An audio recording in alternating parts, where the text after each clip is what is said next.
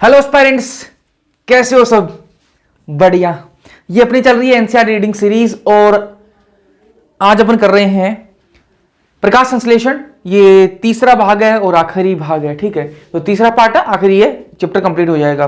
3 part इसीलिए लगे हैं कि ताकि डिटेल में कर सकें, वरना वन शॉट में एक ही पार्ट के अंदर पूरा कर सकते थे, जो अपन आगे वन शॉट सीरीज जो आएगी उसमें करके भी दिखाऊंगा। चलो जी, अपन ने प्रकाश अभिक्रिया तक कर लिया था जी। ठीक है, लाइट रिएक्शन अपन ने पढ़ ली थी। लाइट रिएक्शन में अपने पास बने क्या थे? अपने पास में एटीपी बनी थी और एनएडीपीएच बने थे। अब आपके दिमाग में आएगा कि भैया ये एटीपी और एनएडीपीएच काम में क्या आते हैं? प्रकाश संश्लेषण का मतलब तो ये होना चाहिए खाना बनाना है। ये एटीपी एनएडीपीएच का क्या करें? मैंने कहा कि अभी तो आधा चैप्टर हुआ है ना। प्रकाश रिएक्शन हुई है, अपनी प्रकाश अभिक्रिया हुई है, लाइट रिएक्शन हुई है। लाइट रिएक्शन के अंदर अपन को क्या मिला? ATP NADPH. अब इन एटीपी एनएडीपीएच का काम क्या है जी? इनका काम है जो अपने पास में प्रकाश अभिक्रिया के उत्पाद बने, जो कि एटीपी और एनएडीपीएच है, इनको अब काम में लेंगे अपन कहां पे? अप्रकाशीय अभिक्रिया, डार्क रिएक्शन में इनको काम में लेंगे। और डार्क रिएक्शन अप्रकाशीय अभिक्रिया के अंदर क्या बनेंगे जी? आपका ग्लूकोज बनेगा। ठीक बात है, ठीक है। चलो जी, तो अभी एनसीईआरटी में यही टॉपिक अपन को करना है। ये देखो,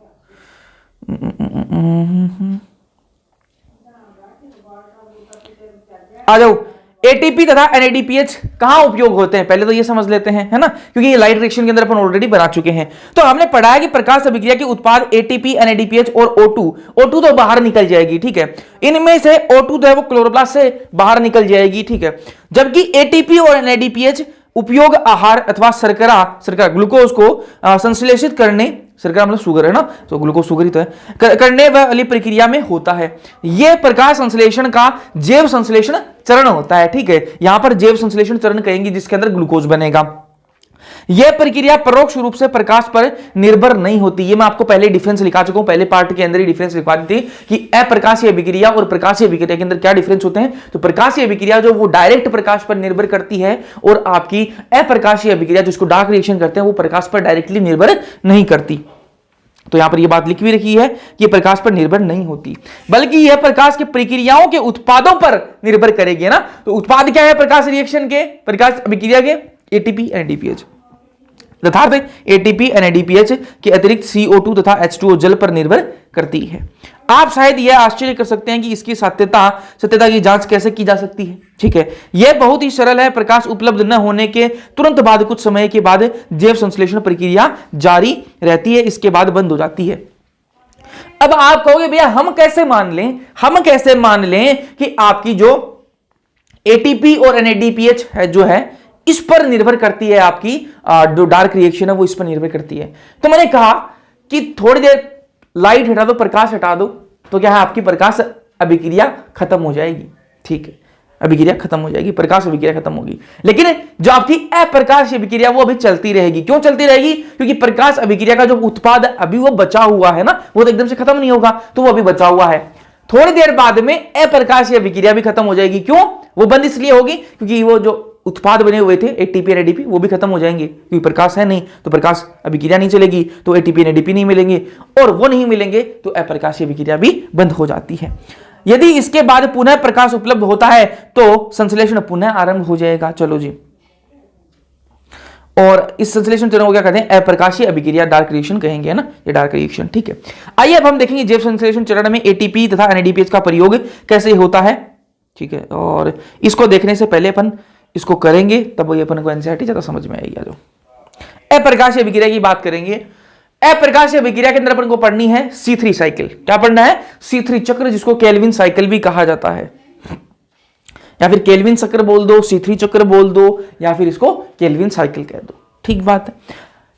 सबसे पहली बात, ये केल्विन साइकिल जो है ये किसने डिस्कवर करी, खोजी किसने? तो एक साइंटिस्ट है मेल्विन केल्विन। ठीक है, मेल्विन केल्विन द्वारा ये खोजी गई। मेल्विन केल्विन के साथ में उनके कुछ सहयोगी भी थे जो इनके साथ में काम करते थे। ठीक है, लेकिन ये वहां पर यही अगुवाई कर रहे थे उस पूरी रिसर्च की। तो मेल्विन केल्विन साहब ने इसकी खोजी, इस साइकिल, इस जो तरीका अपन को अभी पढ़ेंगे इस पाथ को, इसको खोजा था। तो इनके नाम पर ही इसको केल्विन साइकिल कहते हैं, या फिर केल्विन चक्र इसको कहते हैं। ठीक है, किस पर काम किया था इन्होंने? ये साइकिल किसके अंदर सबसे पहले खोजी थी इन्होंने? क्लोरेला के ऊपर इन्होंने काम कर रहे थे, क्लोरेला के ऊपर ये काम कर रहे थे, ठीक बात है। और इन्होंने कार्बन 14 लिया था ना, इसको खोजने के लिए इन्होंने क्या लिया था? कार्बन 14 का यूज किया गया था। और कार्बन 14 क्या है? कार्बन 14 एक रेडियो एक्टिव आइसोटोप है, कार्बन का एक रेडियो एक्टिव आइसोटोप इन्होंने काम में लिया था इस पूरी प्रक्रिया के अंदर, ठीक है। और इसको C3 चक्कर जो है ये क्या है? यूनिवर्सल साइकिल है। C3 चक्कर जो है वो क्या है? यूनिवर्सल साइकिल है भैया। यूनिवर्सल साइकिल का मतलब क्या है कि ये हर प्लांट के अंदर C3 साइकिल होगी, चाहे वो C3 प्लांट हो, चाहे वो C4 प्लांट हो। अभी C4 प्लांट भी दिखाऊंगा, बताऊंगा कौन से होते हैं।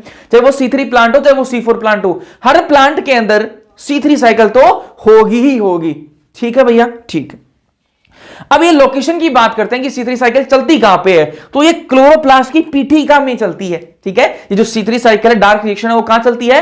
क्लोरोप्लास्ट की पीठिका में चलती है। क्लोरोप्लास्ट ये बना देते हैं जी। क्लोरोप्लास्ट अगर आप तक अब तक आपको नहीं पता है, मतलब आपने 2 पार्ट अभी देखे नहीं है, ठीक है। ये क्लोरोप्लास्ट है जी, ठीक है। इसके अंदर ये क्या है? ये थाइलेकोइड है, थाइलेकोइड है, थाइलेकोइड है, ठीक है। इन थाइलेकोइड, इन ग्रेना के अंदर क्या चलता है आपका?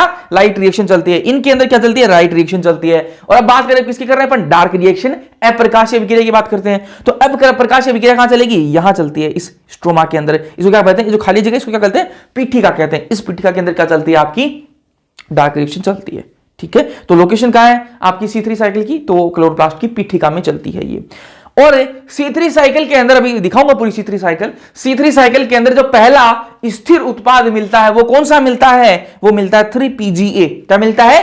3PGA मिलता है। PGA की फुल फॉर्म क्या है? फोस्फोग्लिसरिक एसिड। यहां पर 3 का मतलब ऐसा नहीं कि 3 PGA मिलते हैं, नहीं, 3 यहां पर पोजीशन को दिखा रहा है। जैसे अपन केमिस्ट्री के अंदर पढ़ते हैं ना, किसी का भी नोमेनक्लेचर करते हैं, नामकरण करते हैं IUPAC के अकॉर्डिंग, तो अपन वहां पर 1 2 मीथेन, इथेन ऐसे कुछ लिखते हैं ना, वैसे ही यहां पर होगा कि 3 फोस्फोग्लिसरिक एसिड, ठीक बात है। ये अपन को पहला स्थिर उत्पाद मिलता है। एग्जाम में पूछ सकता है कि C3 चक्कर जो है आपका, C3 साइकिल जो है आपकी, या फिर केल्विन जो चक्कर है, इसके अंदर जो पहला स्थिर उत्पाद है वो कौन सा प्राप्त होता है? तो आपको क्या बताना? 3PGA फोस्फोग्लिसरिक एसिड अपन को प्राप्त होती है। पहला स्थिर उत्पाद यही होता है साइकिल का। अभी साइकिल भी आपको बना के दिखाऊंगा, ठीक है। आ जाओ जी, ये साइकिल है, ध्यान से देखना इस साइकिल को। होता क्या है, क्या कर रहे हैं अपन? क्या कर रहे हैं भैया? हमने लाइट रिएक्शन पढ़ी थी, प्रकाश अभिक्रिया पढ़ी थी, उसके अंदर हमने क्या किया था? ATP और NADPH बनाना सीख लिया था हमने। और मैंने कहा इस चैप्टर का नाम क्या है? आप कहोगे भैया प्रकाश संश्लेषण है। तो प्रकाश संश्लेषण में हमने बचपन से यही पढ़ा है और सुना है कि इसमें प्लांट जो अपना खाना बनाते हैं, तो अभी ATP NADPH मिला, खाना नहीं बनाना। खाना क्या है? यहां पर ग्लूकोज है, तो ग्लूकोज बनाएंगे भी, है ना। तो इस प्रोसेस के, इस साइकिल के अंदर, इस चक्कर के अंदर क्या बनेगा? ग्लूकोज बनने वाला है, ठीक। प्लांट्स के पास में RUBP होता है। ये RUBP क्या है? राइबोलोज 1,5 बिसफोस्फेट, ठीक है। प्लांट्स के पास में क्या होता है? RUBP। ये RUBP क्या है? कार्बन, जो कार्बन डाइऑक्साइड है उसको एक्सेप्ट करता है, कार्बन डाइऑक्साइड को एक्सेप्ट करता है। ये RUBP क्या करता है? कार्बन डाइऑक्साइड को एक्सेप्ट करता है। तो ये RUBP कितने कार्बन का है जी? 5 कार्बन का RUBP है। इसने एक्सेप्ट किया किसको? कार्बन डाइऑक्साइड को एक्सेप्ट किया। एक कार्बन किसका है? कार्बन डाइऑक्साइड के पास में कितने कार्बन है भैया? एक कार्बन है। RUBP के बाद में पास में कितने कार्बन है? 5 कार्बन है। 1 और 5 कितना होता है? 6 कार्बन। तो ये दोनों मिलेंगे आपस में, तो जो नया प्रोडक्ट बनेगा इन दोनों के मिलने से, CO2 और RUBP के मिलने से जो एक उत्पाद मिलेगा वो कितने कार्बन का होना चाहिए भैया? 6 कार्बन का होना चाहिए, ठीक बात है। तो यहां पर CO2 और RUBP आपस में मिलते हैं। रुबिस्को एंजाइम, ये बात बताऊंगा आपको, रुबिस्को एंजाइम के बारे में भी आगे बात करेंगे। रुबिस्को एंजाइम की मदद से क्या बनेगा? एक 6 कार्बन का क्या बनना चाहिए? 6 कार्बन का एक उत्पाद बनना चाहिए। लेकिन ऐसा भी तो हो सकता है ना कि मैं 2-3 कार्बन के उत्पाद बना दूं। अरे मेरे को 6 कार्बन का उत्पाद बनाना है, ठीक है, लेकिन 6 कार्बन का उत्पाद इतना स्थिर नहीं बन रहा था, तो 6 कार्बन का उत्पाद ना बनकर 2 क्या बन गए? 3 कार्बन के क्या बन गए? उत्पाद बन गए। बात तो वही है ना, 6 कार्बन ही हो गए, 3 + 3 6 हो गए ना, है ना। वापस सुनो ध्यान से, मैं कह रहा हूं अपन को ग्लूकोज बनाना है भैया, बनाना है ग्लूकोज, ठीक है। मैंने कहा कि प्लांट्स के पास में RUBP होता है, 5 कार्बन का है। ये क्या करता है? कार्बन डाइऑक्साइड को एक्सेप्ट करता है, ठीक है। तो इनके पास में क्या RUBP है? राइबोलोज 1,5 बिसफोस्फेट, ठीक है। 5 कार्बन का है जी ये, ठीक बात है। ये क्या करेगा, कार्बन डाइऑक्साइड को एक्सेप्ट किया इसने, एक कार्बन कार्बन डाइऑक्साइड का, 5 कार्बन आरयूबीपी के, कितने कार्बन हो जाएंगे, 6 कार्बन। तो ये आरयूबीपी और CO2 मिलेंगे रूबिस्को एंजाइम की प्रेजेंस में, और क्या बनाएगा, 3 पीजीए बन जाएगा। क्या बन जाएगा, 3 पीजीए। एक पीजीए के अंदर, एक 3 पीजीए के अंदर, 3 पीजीए यहां पर मतलब ये 3 पीजीए नहीं है, 3 पीजीए नाम है इसका, ठीक है। 3 फोस्फोग्लिसरिक एसिड लिख दिया, यहां पर एसिड, 3 फोस्फोग्लिसरिक एसिड बन जाएगा, है ना। और 3 फोस्फोग्लिसरिक एसिड कितने बनेंगे, 2 बनेंगे, है ना। एक 3 फोस्फोग्लिसरिक एसिड के अंदर कितने कार्बन है, 3 कार्बन है जी। एक के अंदर कितने हैं, 3 कार्बन है, तो 2 के अंदर कितने हो जाएंगे, 6 कार्बन। तो 6 कार्बन ही तो बनने चाहिए थे, 6 कार्बन ही तो बनने चाहिए थे। एक कार्बन किसका, कार्बन डाइऑक्साइड का, 5 इसके आरयूबीपी के, दोनों को मिलाएंगे क्या होंगे, 6 कार्बन। तो 6 कार्बन क्या बने, 2 पीजीए बन गए, है ना, 3 पीजीए बन गए अपने पास में। ठीक बात है। चलो अब क्या होगा, इस पीजीए का क्या होगा, रिडक्शन होगा, है ना। इसका क्या होगा, रिडक्शन होगा, रिडक्शन होगा।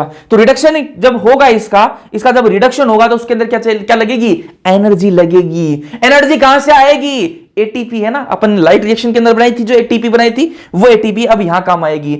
इस पीजीए को क्या कराएंगे अपन, रिडक्शन करवाएंगे, ठीक है। तो यहां पर क्या होंगी, 2 एटीपी यूज हो जाएंगी, 2 एटीपी यूज हो जाएंगी। हिसाब रखना अपन को सारा, देखो, है ना, 2 एटीपी यहां पर यूज हो जाएंगी। और साथ में अपन ने लाइट रिएक्शन के अंदर क्या बनाया था, NADPH भी तो बनाया था, 2 यहां पर NADPH भी काम में आ जाएंगे। तो 2 ATP यूज होंगे और क्या बनेंगे, 2 ADP बन जाएंगी। ATP से यूज होकर क्या बन जाएंगी, ADP, ठीक है। और 2 NADPH यूज होंगे और क्या बन जाएगा, NADP प्लस बन जाएंगे। यहां पर रिडक्शन हुआ पीजीए का और क्या बनेगा, ट्रायोज फोस्फेट बनेगा। क्या बनेगा, ट्रायोज फोस्फेट बनेगा। और यहां पर जो ट्रायोज फोस्फेट जो है, इससे आगे क्या बनेगा, एक सुगर का सुगर बनेगी, है ना। तो यहां पर कितने कार्बन बनेंगे, एक कार्बन मिलेगा अपन को। क्या मिलेगा, कितना कार्बन मिलेगा, एक ही कार्बन मिलेगा, ठीक है। चलो, और आपको पता है ग्लूकोज के अंदर कितने कार्बन होते हैं जी, ग्लूकोज के अंदर कितने कार्बन होते हैं भैया, 6 कार्बन होते हैं। मतलब क्या हुआ यहां से, मतलब क्या हुआ, एक कार्बन मिला है, एक चक्कर के अंदर अपन को क्या मिला है, एक कार्बन मिला है। एक चक्कर के अंदर अपन को क्या मिला है, एक कार्बन। अगर अपन को ग्लूकोज बनाना है तो अपन को कितने ऐसे चक्कर चलाने पड़ेंगे, 6 चक्कर चलाने पड़ेंगे, ठीक है। मैं ये कह रहा हूं कि एक चक्कर के अंदर अपन को कितना मिला है, एक कार्बन। शुगर बनाने के लिए एक कार्बन अपन को प्राप्त हुआ। इस एक चक्कर चलाया अपन ने तो अपन को एक कार्बन प्राप्त हुआ। मेरे को ग्लूकोज बनाना है तो ग्लूकोज में तो 6 कार्बन चाहिए, तो 6 कार्बन के लिए मेरे को कितने चक्कर चलाने पड़ेंगे, 6 चक्कर चलाने पड़ेंगे इसके, ठीक है। अभी देखो, ट्रायोज फोस्फेट से एक कार्बन मेरे को मिल गया, ठीक है। अब मेरे को वापस क्या है, आरयूबीपी बनाना है, ठीक है। मेरे को वापस आरयूबीपी बनाना है। देखो अभी अपन ने आरयूबीपी यहां पर काम में ले लिया था, लेकिन आरयूबीपी जो है मेरे को वापस बनाना पड़ेगा, क्योंकि अगली साइकिल में मेरे को वापस चाहिए। 6 साइकिल चलानी पड़ेंगी ना एक ग्लूकोज के लिए, तो वापस चाहिए। तो इस आरयूबीपी को वापस रीजनरेट करने के लिए, वापस रीजनरेट करना होगा, तो इस रीजनरेशन की प्रोसेस में मेरे को एक एटीपी खर्च करनी पड़ेगी। तो यहां पर एक एटीपी और खर्च हो जाएगी। एक चक्कर के अंदर टोटल कितनी एटीपी खर्च हुई, 2 एटीपी भैया यहां लग गई, एक एटीपी यहां लग गई। तो एक चक्कर के अंदर 3 एटीपी क्या होती है, खर्च होती हैं। और NADPH कितने खर्च होते हैं भैया, 2 NADPH यहां पर खर्च हुए, वही खर्च होते हैं एक चक्कर के अंदर, ठीक है। एक चक्कर के अंदर कितनी CO2 फिक्स होती है, एक चक्कर के अंदर एक CO2 फिक्स होगी। और एक चक्कर के अंदर कितने ग्लूकोज बनते हैं भैया, एक चक्कर के अंदर ग्लूकोज नहीं बनता। ग्लूकोज बनाने के लिए आपको कितने चक्कर चलाने पड़ेंगे, 6 चक्कर चलाने पड़ेंगे। अगर आपको बोले सुक्रोज बनाना है, सुक्रोज बनाना है इस चक्कर से, तो भैया सुक्रोज भी बन जाएगा, क्या बन जाएगा, सुक्रोज भी बन जाएगा, है ना। एक चक्कर के अंदर एक कार्बन बनता है शुगर का, ठीक है। तो सुक्रोज के लिए कितने कार्बन चाहिए आपको, 12 कार्बन चाहिए, तो 12 साइकिल चला दो, 12 बार इस चक्कर को घुमा दो, तो आपको सुक्रोज मिल जाएगा, ठीक है। बेचते में स्टार्च मिल सकता है क्या, स्टार्च मिल सकता है क्या, इस चक्कर को बहुत सारे बार घुमाओ, बहुत सारी बार घुमाओ, आपको बहुत सारे कार्बन मिलेंगे, उससे आप स्टार्च भी बना सकते हो, ठीक है। तो बात इतनी सी है कि एक चक्कर में आपको एक कार्बन मिलेगा जो शुगर बनाने के लिए आप काम में ले सकते हो। ग्लूकोज में 6 कार्बन चाहिए तो 6 बार साइकिल चलाओ जी, ठीक है। स्टार्च बनाना है आपको तो बहुत बार साइकिल को घुमा दो, आपको सुक्रोज बनाना तो 12 बार चक्कर को घुमा दो, ठीक बात है। चलो, आपको और क्या हिसाब रखना है आपको, ये यहां पर क्या है, एटीपी कितनी यूज हो रही है, 3 एटीपी एक चक्कर में यूज हो रही हैं, एक चक्कर में 3 एटीपी यूज हो रही हैं। अगर मेरे को ग्लूकोज बनाना है तो मेरे को 6 चक्कर चलाने पड़ेंगे, 6 चक्कर चलाने पड़ेंगे। तो 6 चक्कर के अंदर कितनी एटीपी यूज होंगी, एक के अंदर 3 हो रही हैं, तो 6 के अंदर कितनी होगी, 6 3 18 एटीपी यूज होंगी, ठीक है। एक के अंदर कितनी एटीपी NADPH यूज हो रहे हैं, 2 NADPH एक चक्कर के अंदर यूज हो रहे हैं, तो 6 चक्करों के अंदर कितने NADPH यूज होंगे, 6 दूनी 12, तो 12 NADPH यूज होंगे, ठीक बात है। एक चक्कर के अंदर कितने CO2 यूज हो रहे हैं भैया, एक CO2 यूज हो रहा है, तो 6 चक्कर चलाएंगे कितने CO2 यूज होंगे, 6 CO2 यूज होंगे। ठीक बात है, चलो जी अब आ जाओ।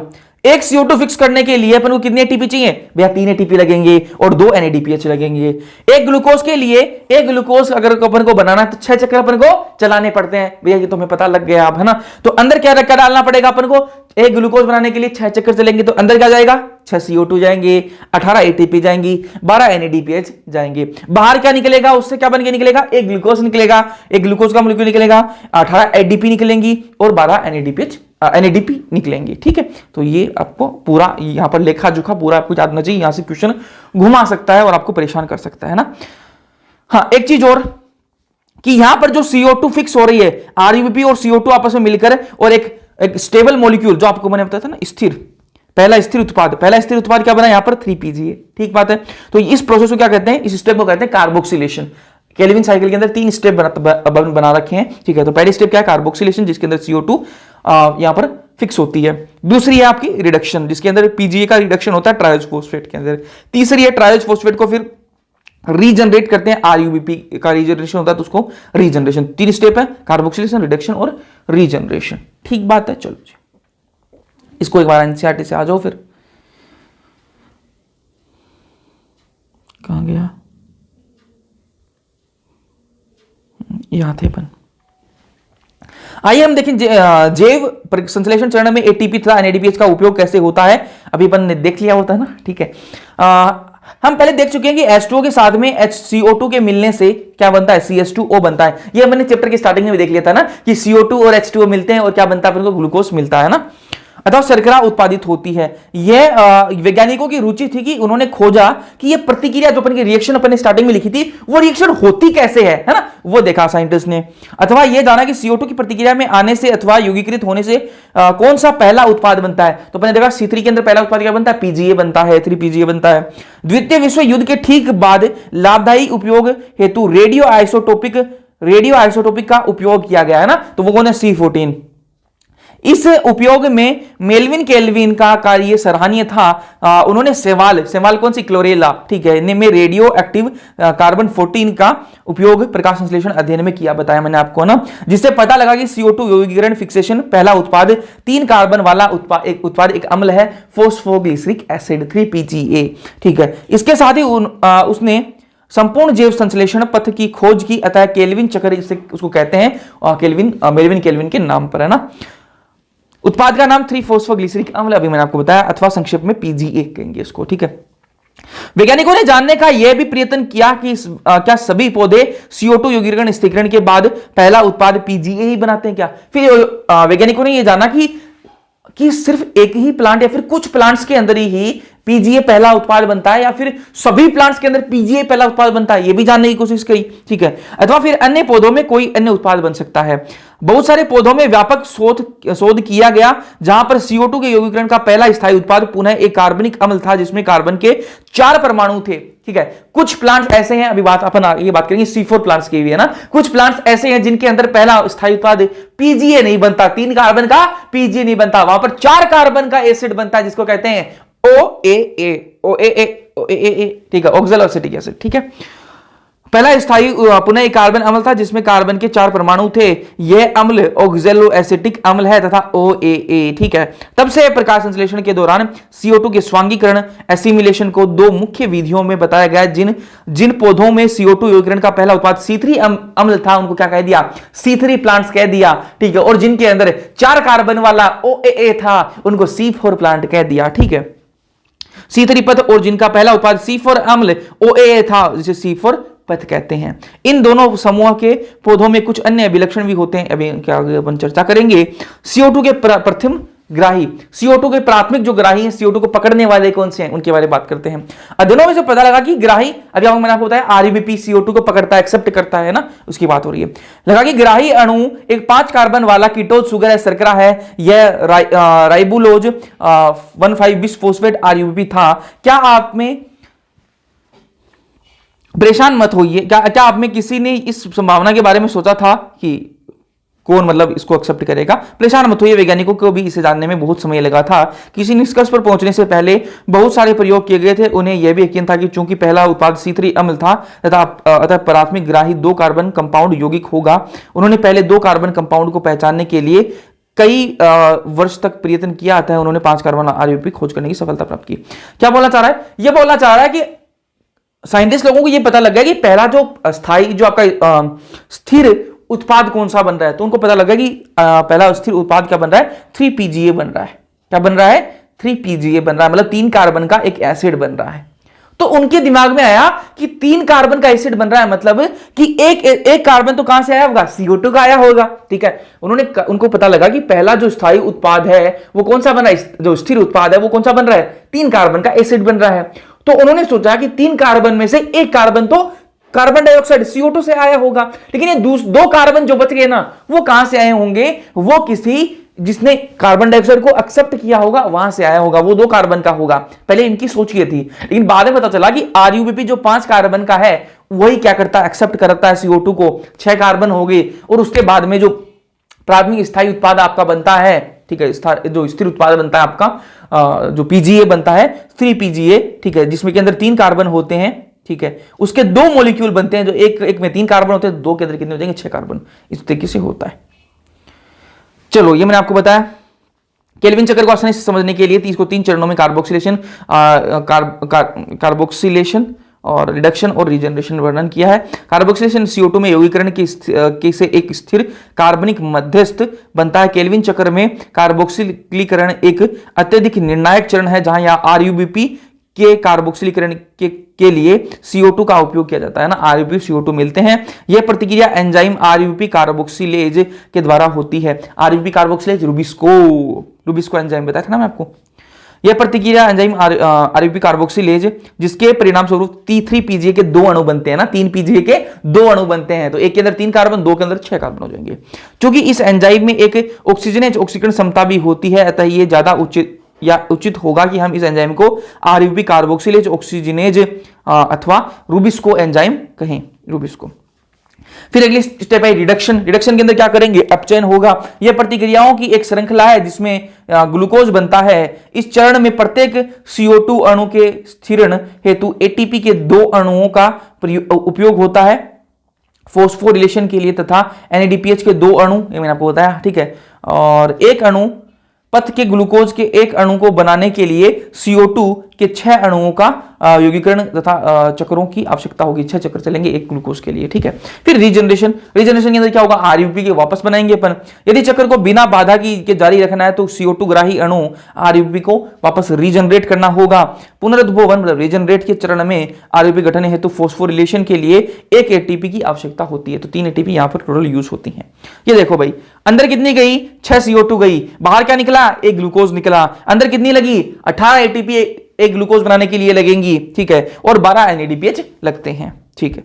यहां पर अपना C3 चक्र खत्म होता है। बात करेंगे अपन C4 प्लांट्स की बात करेंगे पहले। C3 चक्र खत्म, C4 पौधों की बात करेंगे, फिर अपन C4 चक्र की बात करेंगे, है ना। पहले अपन C4 पौधे कौन से होते हैं उनके बारे में थोड़ा पढ़ लेते हैं, फिर अपन थोड़ी क्या C4 चक्र के बारे में थोड़ी बात करेंगे। आ जाओ। C4 पौधे कहां उगते हैं, ये शुष्क उष्णकटिबंधीय क्षेत्र में पाए जाते हैं। कहां पाए जाते हैं, शुष्क, थोड़े सूखे हैं, और उष्णकटिबंधीय क्षेत्रों में ये पाए जाएंगे, ट्रॉपिकल रीजन में। कुछ पौधों जितने पौधे हैं उनका 1% क्या होते हैं, केवल 1% आपके C4 पौधे होते हैं। जितने पौधे हैं आपके, उसका केवल 1% क्या है, आपके C4 प्लांट है। मैंने बताया C3 प्लांट कौन से होंगे, जिनके अंदर सिर्फ C3 साइकिल चलेगी, वो C3 प्लांट है, ठीक है जी। C4 प्लांट कौन से हैं अभी बताऊंगा, उनके बारे में खास बातें उनकी करेंगे। तो जितने पौधे हैं ना, कुल पौधे जितने भी हैं, उनका केवल 1% क्या है, आपके C4 पौधे हैं, ठीक है। और सर्वाधिक उत्पादक होता है इनमें, है ना, सब जितना भी मतलब ये जो C4 पौधे जो होते हैं ना, इनके अंदर उत्पादन जो है वो भर भर के होता है, बहुत बढ़िया उत्पादन होता है इनके अंदर। एग्जांपल की बात करें तो मक्का, गन्ना, ज्वार, ये क्या है, C4 पौधे हैं। ये क्या है, C4 पौधे। ये तो मोनोकोट की बात हो गई ना। C4 पौधों के अंदर मोनोकोट भी होते हैं और डाइकोट भी होते हैं ना, ठीक है। तो मोनोकोट कौन से है, मक्का, गन्ना, ज्वार, एग्जाम्पल याद रखने आपको। और डाइकोट में देंगे आपको चौलाई, ठीक है, जिसको इंग्लिश में अमरंथस कहते हैं, और बथुआ सब जानते हो आप, ठीक है। यहां पर बधुआ लिख दिया क्या मैंने, बथुआ कर देते हैं, चलो इसको। बथुआ, ठीक है, और इसको चिनोपोडियम कहते हैं। बथुआ सब जानते हो, डाइकोट होता है, ठीक है, डाइकोट प्लांट है। तो ये एग्जाम्पल आपको याद रखने हैं। अब इनके बारे में एक खास बात है, ठीक है, क्या खास बात है? C4 पौधों के अंदर एक खास चीज पाई जाती है, क्रेंज एनाटोमी पाई जाती है। अभी बताऊंगा। C4 पौधों के अंदर क्या पाई जाती है? क्रेंज एनाटोमी पाई जाती है, क्रेंजी शारीरिक पाई जाती है ना, क्रेंजी शारीर पाया जाता है, ठीक है, अभी बताते हैं। क्रेंजी शारीर, क्रेंज एनाटोमी पाई जाती है किसके अंदर? C4 प्लांट के अंदर। भूल मत जाना भाई, बहुत इंपॉर्टेंट चीज है ये। है क्या ये? है क्या? क्रेंज का मतलब होता है कि एक गोलाकार, है ना, ऐसे गोलाकार, ऐसे गोल गोल गोल गोल गोल गोल गोल गोल गोल गोल, ठीक है, छल्ला या फिर घेरा हुआ, ठीक है, छल्ला या फिर घेरा हुआ, उसको क्या कहते हैं? क्रेंज कहते हैं ना, क्रेंज है ना, गोल गोल चक्कर, ठीक है। अभी ध्यान से देखो, मैंने पत्ती को खोला, मेरे पास में एक C4 पौधा था, मैंने कहा कि इसके अंदर देखते क्या माल मसाला है जी।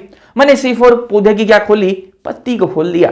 खोल के देखा मैंने, पत्ती को खोला, और पत्ती को खोलने के बाद में मैंने देखा C3 की खोली थी मैंने पत्ती खोल के देखा था, हमें क्या दिखा था? उसमें मीजोफिल सेल, मध्योतक कोशिका दिखी थी, और मध्योतक कोशिका के अंदर क्या दिखा था? क्लोरोप्लास्ट दिखा था। अब यहां पर अपन C4 प्लांट की पत्ती खोलते हैं। आ जाओ जी, पत्ती खोली हमने, हमें क्या दिखाई दिया? बीचों बीच का थे संवहनी ऊतक थे। क्या थे? संवहनी ऊतक, ठीक है जी, बीचों बीच संवहनी ऊतक। और उसके बाद में उसके चारों तरफ क्या थे? ये क्या लगी हुई है जो पिंक कलर में आपको दिखाई दे रही होंगी, गोल गोल गोल गोल गोल गोल गोल गोल दिखाई दे रही होंगी, ये क्या है? ये बंडल छेद सेल है। क्या है ये? बंडल छेद सेल है। इनको हिंदी में कहते हैं पुलाच्छद कोशिका। क्या कहते हैं? पुलाच्छद कोशिका, इंग्लिश में कहते हैं इसको बंडल छेद सेल, ठीक है। तो आपको दिख रही है, देखो पिंक कलर में, देखो आपको दिख रही होंगी, गोल गोल गोल गोल गोल गोल गोल गोल गोल गोल गोल गोल गोल, ठीक बात है। और उसके बाहर क्या होती हैं? पुलाच्छद कोशिकाओं के बाहर क्या होती हैं? आपकी ये ग्रीन कलर में आपको दिखाई दे रही होंगी, ये क्या है? आपकी मध्योतक कोशिका, मीजोफिल सेल है, ठीक है। मैंने क्या किया? C4 प्लांट था मेरे पास में, C4 पौधा था, मैंने उसकी पत्ती को खोला, और मुझे क्या दिखाई देता है कि बीचों बीच क्या है? उसमें संवहनी बंडल है। उसके चारों तरफ क्या लगी हुई है? उसके चारों तरफ आपकी बंडल छेद सेल है, पुलाच्छद कोशिकाएं लगी हुई हैं। फिर मैंने क्या देखा? उस पुलाच्छद कोशिकाओं के बाहर गोल गोल गोल गोल क्या लगी हुई हैं? मध्योतक कोशिकाएं लगी हुई हैं। अब आप एक चीज इसको ध्यान से देखो, ये कैसा है? छल्ला, घेरा हुआ नहीं, एकदम से घेरा नहीं बन रहा क्या? यहां पर देखो, इसको ध्यान से देखना, ऐसा घेरा नहीं बन रहा क्या? इसी घेरे क्या कहते हैं? इसी प्रकार की जो एनाटोमी होती है उसको क्या कहते हैं? क्रेंज एनाटोमी कहते हैं। क्या कहते हैं? क्रेंज एनाटोमी। और क्रेंज एनाटोमी कहां पाई जाती है? C4 पौधों के अंदर पाई जाती है, ठीक बात है। अब C3 पौधों के अंदर ये पुलाच्छद कोशिका नहीं होती, बंडल छेद सेल नहीं होती, ये C4 पौधों के अंदर होती है। तो इन पुलाच्छद कोशिकाओं के बारे में कुछ खास बातें हैं, वो अपन देख लेते हैं। पुलाच्छद कोशिकाएं कैसी होती हैं? बड़े आकार की होती हैं। इनके अंदर जो अंतरकोशिकीय अवकाश से दो कोशिकाओं के बीच में जो जगह है वो नहीं होती, ठीक है, नहीं होती, क्रॉस का मतलब नहीं होती। मोटी इनकी भित्ति होती है, इनकी जो दीवार है, भित्ति जो है वो मोटी होती है, और कई परत है। देखो यहां पर पिंक कलर वाली, देखो एक परत ये है, एक परत ये है, उसके ऊपर एक परत और है, तो कई परतें होती हैं इसकी, ठीक है। चलो, अब आपकी मध्योतक कोशिका और पुलाच्छद कोशिकाओं के बीच में कुछ डिफरेंस हैं, उनके बारे में, अंतर है, उनके बारे में बात कर लेते हैं। तो यहां पर अपने पास है मध्योतक कोशिका, यहां पर पुलाच्छद कोशिका, मेसोफिल सेल और बंडल छेद सेल, ठीक है। मध्योतक कोशिका कैसी होती है? छोटी होती है, ठीक है, और पुलाच्छद कोशिका बड़ी होती है। मध्योतक कोशिका की जो भित्ति होती है वो कैसी होती है? पतली होती है, ठीक है। और आपकी जो पुलाच्छद कोशिकाएं हैं, इनकी जो आपकी भित्ति होती है वो कैसी होती है? मोटी होती है। इनकी भित्ति पतली होती है, इसलिए कैसी होती है? गैसों के लिए पारगम्य होती है। और पुलाच्छद कोशिकाएं कैसी होती हैं? अपारगम्य होती हैं, यहां पर गैसें आदान प्रदान नहीं हो सकता। अभी पूछूंगा इस बारे में, है ना। क्लोरोप्लास्ट, मध्योतक जो कोशिकाएं, इनके अंदर जो क्लोरोप्लास्ट होगा उसमें ग्रेनल थाइलेकोइड होंगे। ये देखो ग्रेनल थाइलेकोइड बता चुका हूं आपको ऑलरेडी। थाइलेकोइड एक दूसरे के ऊपर ऊपर ऊपर ऐसे चिने हुए होंगे, इसके ऊपर ये, इसके ऊपर ये, इसके ऊपर ये, इसको क्या कहेंगे? ग्रेना कहेंगे। तो ग्रेनल थाइलेकोइड पाए जाते हैं मध्योतक कोशिका के अंदर, मेसोफिल सेल के अंदर। लेकिन आपकी जो पुलाच्छद कोशिका है, इसके अंदर क्लोरोप्लास्ट तो होता है, थाइलेकोइड भी होते हैं, लेकिन वो थाइलेकोइड ऐसे बिखरे हुए होते हैं, एक के ऊपर ऐसे नहीं होते, ठीक है।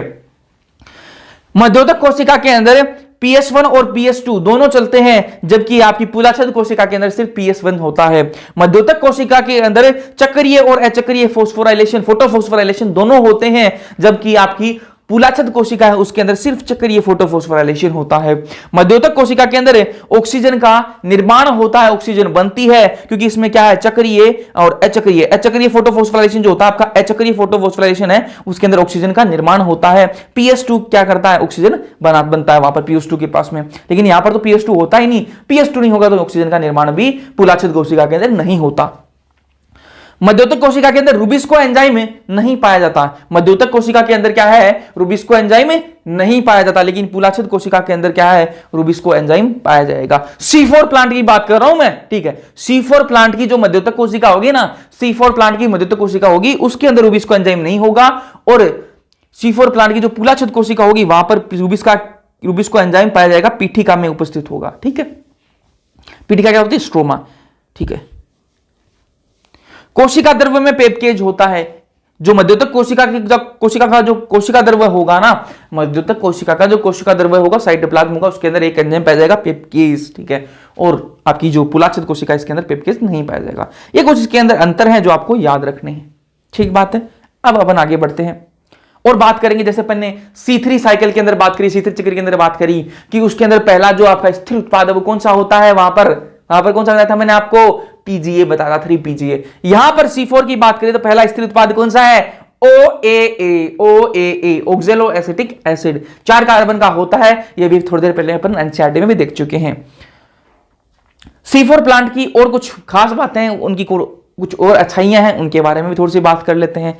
लेकिन उसकी अच्छाइयों के बारे में बात करने से पहले मैं कहां जाना चाहूंगा, C4 साइकिल पढ़ना चाहूंगा। आ जाओ C4 पथ पढ़ते हैं। C4 पथ, C4 साइकिल, या फिर इसको हैच और स्लैक पथ भी कहते हैं। हैच और स्लैक पथ कह दो, C4 पथ कह दो, C4 साइकिल कह दो, ठीक बात है। आ जाओ जी, कैसा होता है ये, ऐसा होता है। ये कैसा होता है, ऐसा होता है, ठीक। इसके अंदर मैंने आपको बताया कि 2 प्रकार की कोशिकाएं होती हैं। जो ग्रीन कलर में आपको दिखाई दे रही है वो क्या, मध्योतक कोशिका है, और जो आपको पिंक कलर में दिखाई दे रही है वो क्या, पुलाछद कोशिका है। यहां तक तो कोई डाउट आपको होना नहीं चाहिए। थोड़ा मैं इधर कर लेता हूं उसको। जो ऊपर ग्रीन कलर में आपको दिखाई दे रही है वो कैसी है, मध्योतक कोशिका, और जिन्हीं 2 नीचे आपको नीचे दिखाई दे रही है पिंक कलर में वो क्या है, पुलाछद कोशिका, ठीक है। अब यहां पर होगा क्या वो ध्यान से देखना। यहां पर C3 साइकिल के अंदर CO2 को कौन एक्सेप्ट कर रहा था, C3 साइकिल के अंदर, C3 चक्कर के अंदर CO2 को कौन एक्सेप्ट कर रहा था, आपका आंसर आना चाहिए भैया, RUBP कर रहा था। कौन कर रहा था, RUBP, जो 5 कार्बन का था वो CO2 को एक्सेप्ट कर रहा था। ये क्या पढ़ रहे हैं अपन, C4 साइकिल पढ़ रहे हैं। C4 साइकिल के अंदर CO2 को कौन एक्सेप्ट करेगा, CO2 वातावरण की CO2 है, इसको कौन एक्सेप्ट करेगा, इसको एक्सेप्ट करेगा पेप। कौन करेगा, पेप, ठीक है। अभी फुल फॉर्म बताऊंगा सबकी, पेप, ठीक है। ये CO2 को एक्सेप्ट करेगा। पेप कितने कार्बन का है, 3 कार्बन का है। वहां पर RUP कितने कार्बन का था, जो CO2 को एक्सेप्ट कर रहा था, 5 कार्बन का। यहां पर पेप अपने पास में वो कितने कार्बन का है, 3 कार्बन का है। ये CO2 को एक्सेप्ट करेगा। एक कार्बन किसका, CO2 का, और 3 कार्बन पेप के, कितने हो जाएंगे, 1 और 3 कितने हो जाएंगे, 4 कार्बन है। 4 कार्बन का क्या बनेगा, OAA, और OAA क्या होता है, पहला स्थिर उत्पाद होता है। किसका स्थिर उत्पाद होता है, C4 साइकिल का स्थिर उत्पाद होता है।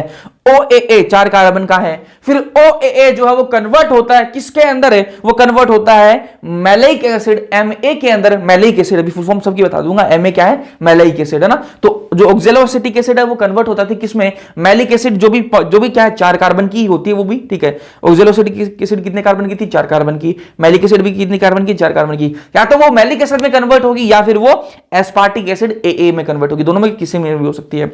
फिर ये MA जो है वो कहां जाएगी, वो जाएगी कहां पर, वो जाएगी आपकी पुलाछद कोशिका के अंदर जाती है, ठीक है। MA कहां गई, मैलिक एसिड कहां गई, पुलाछद कोशिका, जो 4 कार्बन की है वहां पर वो आ चुकी है। 4 कार्बन की यहां आ गई पुलाछद कोशिका के अंदर। अब क्या होगा यहां पर, अब यहां पर खेला होने वाला है। कैसा खेला होने वाला है, ध्यान से देखना भाई। 4 कार्बन की मैलिक एसिड आई, इसमें से 1 कार्बन डाइऑक्साइड क्या यहां पर निकल जाएगा। 4 कार्बन है, इसमें से मैं 1 कार्बन डाइऑक्साइड निकाल दूं, मतलब 1 कार्बन यहां पर निकल गया। कितने कार्बन बच गए, अरे 4 में से मैंने 1 कार्बन निकाल दिया, कितने कार्बन बचे भैया, 3 कार्बन बच गए। तो मैलिक एसिड में से मैं जब CO2 बाहर निकाल दूंगा तो क्या बनेगा मेरे पास में, पायरुविक एसिड बनेगी, जो कितने कार्बन की होती है, 3 कार्बन की होती है। कितने कार्बन की होती है, 3 कार्बन की होती है, ठीक बात है। 3 कार्बन की होती है। फिर ये पायरुविक एसिड कहां जाएगी, ये पायरुविक एसिड फिर वापस रीजनरेट करेगी, किसको, पेप बन जाएगा। पायरुविक एसिड 3 कार्बन की, इससे क्या बनेगा, पेप बनेगा। और जब ये पेप बनता है, रीजनरेट होती है, उस टाइम पर 2 ATP खर्च होती हैं। यहां पर क्या होगी, 2 ATP खर्च होंगी, ठीक है। और यहां पर एक एंजाइम भी लगेगा इसको रीजनरेट करने में, पायरुवेट डाइकाइनेज, ठीक बात है। अब आपके दिमाग में क्वेश्चन आना चाहिए कि भैया C4 पाथवे के अंदर शुगर कहां बनी है, शुगर बनी कहां पे है, वो तो बताइए हमें, शुगर कहां बनी। यहां पर तो आपने पूरी साइकिल घुमा दी, CO2 से लेकर आपने वापस पेप बना दिया, ठीक है। CO2 को अंदर लिया, पेप खत्म हुआ, वापस पेप बना दिया आपने। शुगर कहां बनाई, ठीक है। तो ये तो साइकिल कोई काम की नहीं है। मैंने कहा रुको तो सही, अभी रुको सही। ये CO2 जो यहां पर निकली थी ना मैलिक एसिड में से, मैंने एक CO2 का जो आपका मोलिक्यूल है वो बाहर निकाला था और उससे पायरुविक एसिड बन गई थी। ये CO2 अभी पड़ी है ना यहां पर किसमें, पुलाच्छद कोशिका के अंदर। अभी ये जो CO2 है ये किस काम आएगी। अब यहां से क्या होगा, ये CO2 कहां चली जाएगी, C3 साइकिल। C3 साइकिल, एक मिनट दीजिए मुझे।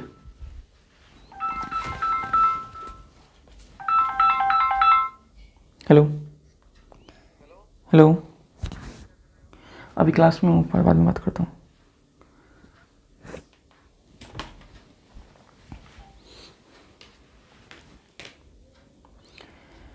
ओके सॉरी, ठीक है। तो अब आपको लग रहा है कि CO2 जो है, CO2 जो है, ठीक है, इसका क्या है ना, तो ये CO2 कहां जाएगी, पता लग जाना चाहिए आपको, अब पता लग जाना चाहिए। ये CO2 से अब क्या चलेगी, C3 साइकिल चलेगी। और C3 साइकिल कहां चलेगी, पुलाच्छद कोशिका के अंदर चलती है, क्योंकि पुलाच्छद कोशिका के अंदर क्या है जी, रुबिस्को एंजाइम है। क्या है, रुबिस्को एंजाइम। और यहां पर क्या होगा, इस CO2 को कौन एक्सेप्ट करेगा, वही RUP इसको एक्सेप्ट करेगा। और उसके बाद जैसे अपनी C3 साइकिल चलाई वैसे C3 साइकिल चलेंगी, 6 C3 साइकिल चलेंगी और क्या होगा, शुगर बन जाएगा। तो C4 जो प्लांट है उनके अंदर क्या होती है, C3 साइकिल भी चलती है, ठीक है। C3 साइकिल तो चलती है, उसके अलावा ये सामान जो है वो एक्स्ट्रा होता है इसके, ठीक बात है। तो यहां पर जो है ये CO2 बनी, ये CO2 फिर C3 साइकिल में चल जाएगी। C3 साइकिल कहां चलती है, पुलाच्छद कोशिका के अंदर चलेगी, ठीक बात है। चलो यहां पर जो ये पायरुवेट डाइकाइनेज काम आया, इस पायरुविक एसिड को PF के अंदर बदलने में, ठीक है। ये क्या है, कोल्ड सेंसिटिव एंजाइम होता है, कोल्ड सेंसिटिव एंजाइम होता है। जब ठंड होगी बहुत ज्यादा उस टाइम पर ये एंजाइम ढंग से काम नहीं करता, ठीक है। अब इनकी जो फुल फॉर्म है वो मैं अभी आपको बता देता हूं। चलो OAA क्या है, ऑक्जेलो एसिटिक एसिड, जो पहला क्या है, स्थिर आपका कंपाउंड है या फिर स्थिर आपका उत्पाद है। MA क्या है, मैलिक एसिड। AA क्या है, एस्पार्टिक एसिड। PAP क्या है, फोस्फोइनोल पायरुवेट है, ठीक बात है। चलो C4 प्लांट के अंदर एक CO2 को फिक्स करने के लिए, C4 प्लांट के अंदर एक CO2 को फिक्स करने के लिए अपन को क्या करना पड़ेगा, कितनी ATP की जरूरत पड़ेगी भैया, इस पूरी साइकिल के अंदर में कितनी ATP की जरूरत पड़ी, कितनी ATP की जरूरत पड़ी। तो मैंने कहा कि अगर C3 साइकिल भी तो चलेगी ना यहां पर, है ना। एक C4 प्लांट जो है, C4 प्लांट के अंदर C3 साइकिल तो चलती ही है, उसके अलावा ये प्रोसेस जो है C4 की ये एक्स्ट्रा होती है ना। C4 साइकिल देखो, C4 प्लांट है उसके अंदर 2 साइकिल चलती हैं, C3 साइकिल तो चलेगी चलेगी, C4 प्लांट भी, C4 साइकिल भी चलती है उसके अंदर, ठीक है। तभी तो मैंने कहा C3 साइकिल कैसी होती है, यूनिवर्सल साइकिल होती है। सभी प्लांट्स के अंदर C3 साइकिल तो चलती ही है ना, चाहे वो C4 हो चाहे वो C3 हो। तो C3 के अंदर, C3 जो प्लांट्स होते हैं उनके अंदर सिर्फ C3 साइकिल चलती है। C4 प्लांट्स के अंदर C4 साइकिल भी चलेगी और C3 साइकिल भी चलती है, ठीक बात है। तो C4 प्लांट के अंदर एक CO2 को फिक्स करने के लिए C4 साइकिल के अंदर कितने ATP लगेंगे, कितने ATP लगे, सिर्फ 2 ATP लगे। और आपको पता C3 साइकिल के अंदर कितने ATP लगते हैं, 3 ATP और 2 NADPH लगते हैं। तो यहां पर C3 साइकिल भी तो चल रही है ना C4 प्लांट के अंदर। C4 प्लांट के अंदर एक ग्लूकोज बनाना अपन को, है ना। C4 प्लांट के अंदर अगर अपन को एक ग्लूकोज बनाना है तो कितनी आपको ATP खर्च होंगी और कितनी NADPH खर्च होंगी, ध्यान से देखना भाई। ग्लूकोज बनाने के लिए मुझे कितने CO2 चाहिए होंगे, 6 CO2 चाहिए होंगे। तो एक CO2 के लिए मेरे को 2 ATP यहां लगती हैं और 3 ATP और 2 NADPH C3 के अंदर लगेंगे, है ना। तो ग्लूकोज अपना C3 से ही बनेगा ना। तो आपकी C3 साइकिल के अंदर कितने लगते हैं ATP, 18 ATP लगते हैं और 12 NADPH लगते हैं। और यहां पर C4 के अंदर कितने लगेंगे, एक के अंदर 2 लग रहे हैं तो 6 के अंदर कितने लग जाएंगे, 12 ATP लग जाएंगे। 12 और 18 ATP कितने हो जाएंगे, 30 ATP लगेंगे, है ना। तो एक ग्लूकोज C4 प्लांट के अंदर अगर एक ग्लूकोज बनानी है तो 30 ATP लगते हैं और 12 NADPH लगते हैं, ठीक है। तो ये डेटा आपको याद होना चाहिए ना, तो कंफ्यूज मत होना। ये चीज आपको याद होनी चाहिए कि C3 साइकिल तो चलेगी ही चलेगी, ठीक है। हाँ, ये प्रोसेस एक्स्ट्रा हो जाती है यहां पर, है ना। और C3 साइकिल कहां चलेगी C4 प्लांट के अंदर, पुलाच्छद कोशिका के अंदर चलती है, ठीक बात है। C4 प्लांट जो है वो प्रकाश संश्लेषण नहीं करते। अभी प्रकाश संश्लेषण क्या होता है, वो एक वेस्ट प्रोसेस है, अभी आगे बताऊंगा, अभी उसके बारे में उसको पढ़ेंगे, प्रकाश संश्लेषण क्या है उसको पढ़ेंगे। लेकिन वो एक वेस्ट प्रोसेस होती है, ठीक है, जो कि बाकी प्लांट्स के अंदर चलती है, लेकिन C4 प्लांट्स के अंदर प्रकाश संश्लेषण नहीं होता, ये अच्छी बात है, ठीक है। चलो अब ये बात कर लेते हैं।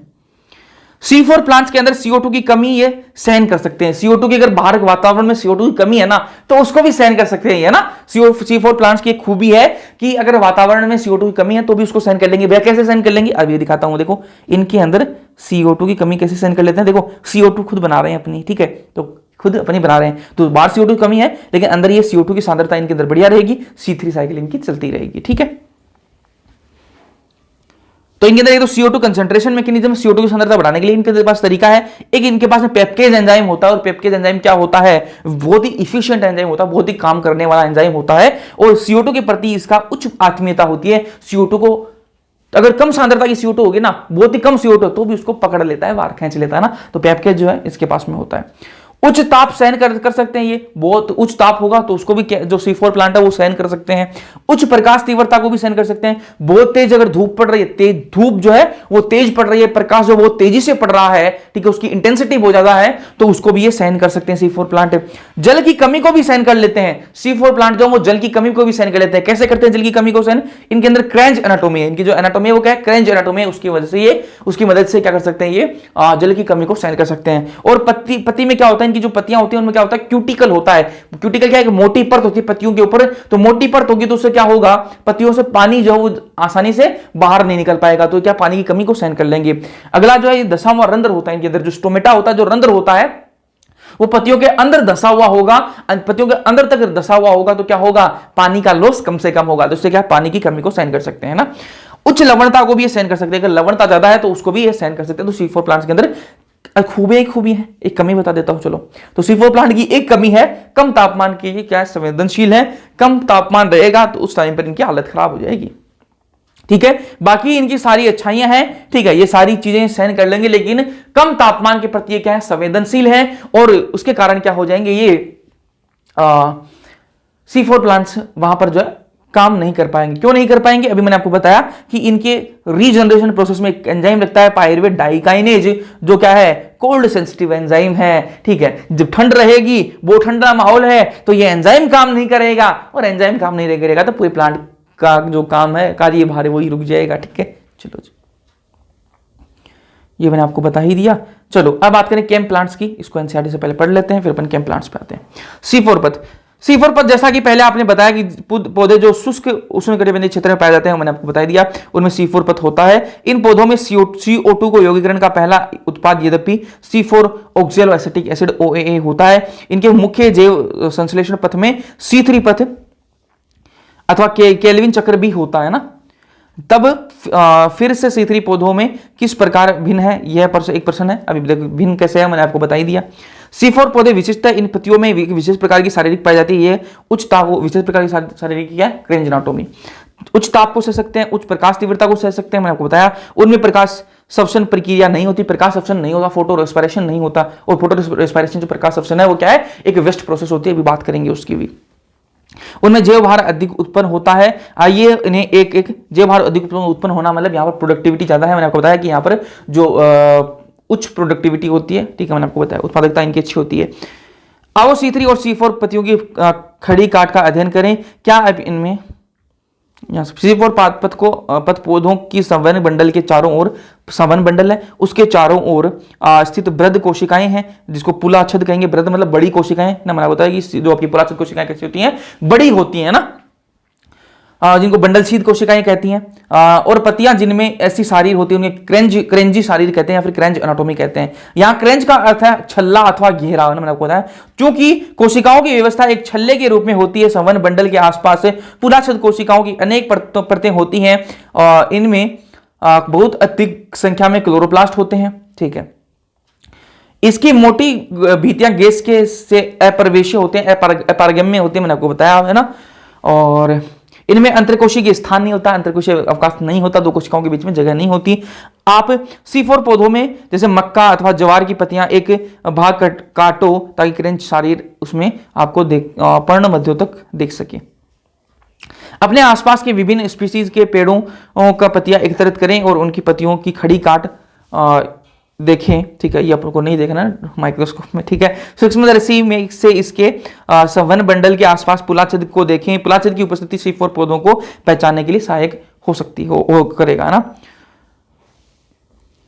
दिखाए गए पथ का अध्ययन करें। ये देखो, ये पथ अपन को दिखाया है ना, ये भी एक चक्रीय प्रक्रिया है। हम इन चरणों को समझते हैं। CO2 का प्राथमिक ग्राही यहाँ पर 3 कार्बन का होगा, वहां पर C3 साइकिल के अंदर कितने 5 कार्बन का RUPP होता है, यहाँ पर 3 कार्बन का पेप होता है, फोस्फोइनोल पायरुवेट। वह पर्ण मध्योतक कोशिका में उपस्थित है, यहां पर मध्योतक कोशिका है, इसके अंदर ये पेप पाया जाता है।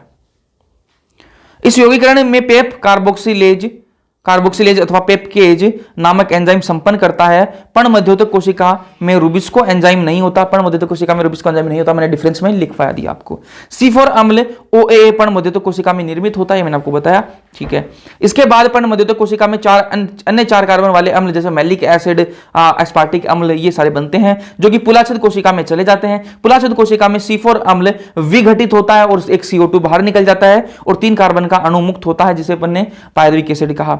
3 कार्बन अणु पुनः पर्णमध्योतक पूरे वापस मध्योतक कोशिका में चला जाएगा और वहां पर पुनः पेप में वो बदल जाएगा और ये चक्र पूरा होता है। पुलाछद कोशिका में निकली जो CO2 जो है वो केल्विन पथ में चली जाएगी और वहां पर C3 में प्रवेश करती है। केल्विन एक ऐसा पथ है जो सभी पौधों में समान रूप से पाया जाता है।